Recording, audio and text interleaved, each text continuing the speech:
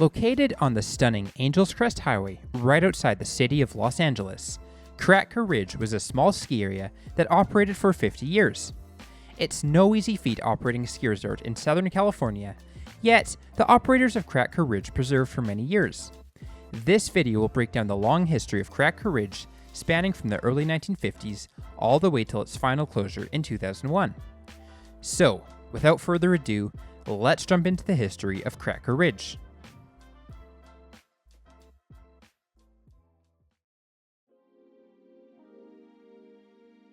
The history of Karaka Ridge dates back to 1948, when the U.S. Forest Service issued a ski area permit to 11 men who founded the San Gorgonio Ski Club. These men spent over 700 hours each to build a ski lodge and 4 rope tows. Karaka Ridge officially opened in 1951 with 4 rope tows and a handful of trails. It wasn't long until the ski area constructed a single chairlift in 1953 that opened up the entire ridge to skiing. In its early days, Karaka Ridge saw enormous success.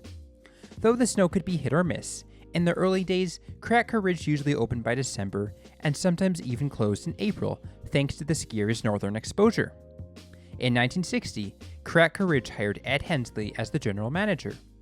Ed and his family moved up to the ski area, constructing a permanent residence next to the chairlift base terminal.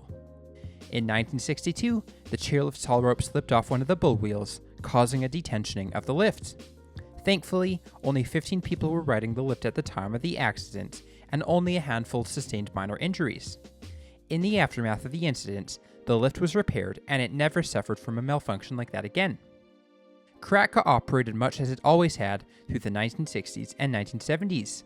The area had no snowmaking system and was completely reliant on whatever the weather brought in. However, as the ski area's runs had a northern exposure, the snow generally stayed longer at Karaka than other mountains, which often helped the ski area stay open until April. The Hensleys were really the reason the ski area stayed open for all the years it did. Ed Hensley purchased the resort in the late 1960s, staying with the ski area for the next few decades. Through good and bad snow years, the Hensleys kept the resort operational. However, throughout the mid-1980s, the Hensleys realized that the ski area needed more terrain and snowmaking to be sustainable. Thus, they pushed hard to develop both a snowmaking system and increase the skiable acreage of Karaka. This was spurred on by poor winters in which Karaka struggled to open. Most notably, the ski area did not operate at all for the 1982 ski season. Thus, the Hensleys started working on a snowmaking development plan. In 1984, a new beginner double was installed that replaced 2 rope tows. This lift was constructed by Ski Lifts International and drastically improved the beginner experience. It was supposed to be the first of many upgrades and expansions to Karaka Ridge. While the snowmaking system was originally supposed to originate from a watershed, after several endangered frogs were discovered, the U.S. Forest Service decided that the ski area's water supply would come from wells that Karaka Ridge would privately drill.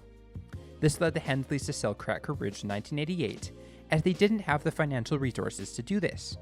John Steely purchased the ski area from the Hensleys, but kept the family on to oversee the expansions at Karaka. In the mid-1990s, the ski area changed its name to Snowcrest. John Steely often held big parties in the ski lodge at Karaka. In 1999, after a big rave party, 5 teenagers drove their car off the steep highway after leaving Snowcrest. This, along with other legal action by the families of the deceased, prompted Steely to change the resort's name back to Karaka in an effort to boost the resort's public image. Later that year, John Steely sold the resort to a group of investors led by Barry Stubblefield. This group also bought Mount Waterman ski area and had plans to install snowmaking and interconnect the 2 resorts. Both resorts opened for the 1999 to 2000 and 2000 to 2001 ski seasons. However, Karaka Ridge closed in February of 2001 due to an avalanche that damaged several of the single chairlift's towers. In December of 2001, the bottom terminal of the single chairlift burnt to the ground. While reportedly insurance had been collected on both the fire and the avalanche, the group of investors decided to permanently shutter both Karaka and Mount Waterman. The Forest Service revoked the operating permit for both resorts in 2002. While Mount Waterman was able to reopen for skiing in 2006 under new owners, Karaka Ridge has sat abandoned since then, with the lodge boarded up and the chairlift still standing. In 2020, the Bobcat fire swept through the upper part of Karaka Ridge, completely destroying the top terminal of the single chair and causing a complete detention of the lift, though the double chair and lodge survived the fire. While Mount Waterman still operates, well, kind of, Cracker Ridge will likely never operate again as a lift service resort. However, it can't be understated the influence that Cracker Ridge had on not only Los Angeles, but all of Southern California. It truly was an instrumental resort in developing the ski culture that still exists today.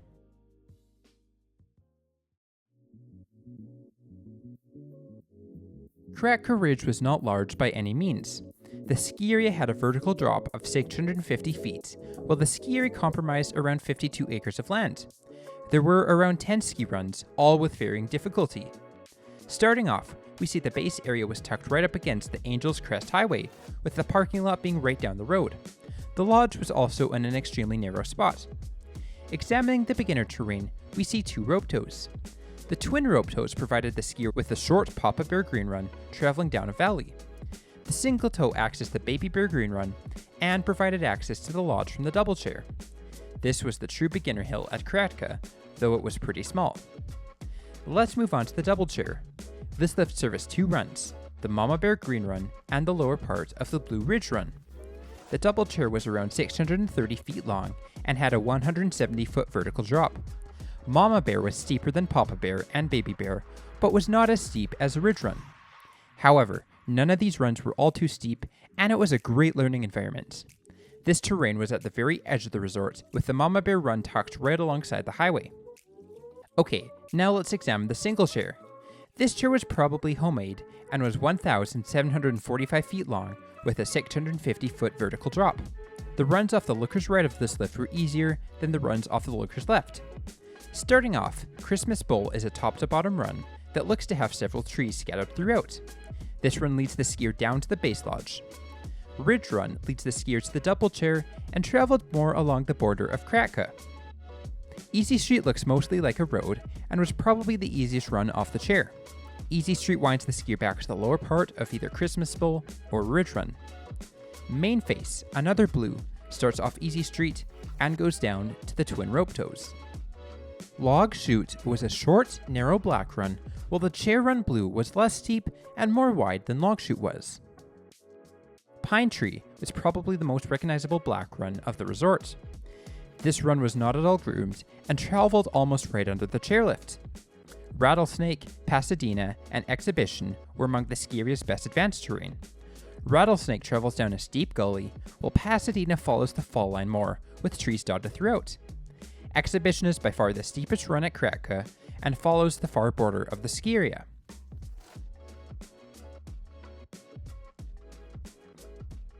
The story of Kratka Ridge is both sad yet inspiring. The Hensleys truly were visionary owners of Kratka Ridge, and it is interesting to think what the ski area could have been had events unfolded differently. Ultimately, in the face of bigger resorts like Mountain High and Big Bear, Kratka Ridge eventually fizzled out. However, the influence it had on Southern California can't be overstated, and it continues to live on in the memories of the people who experienced it.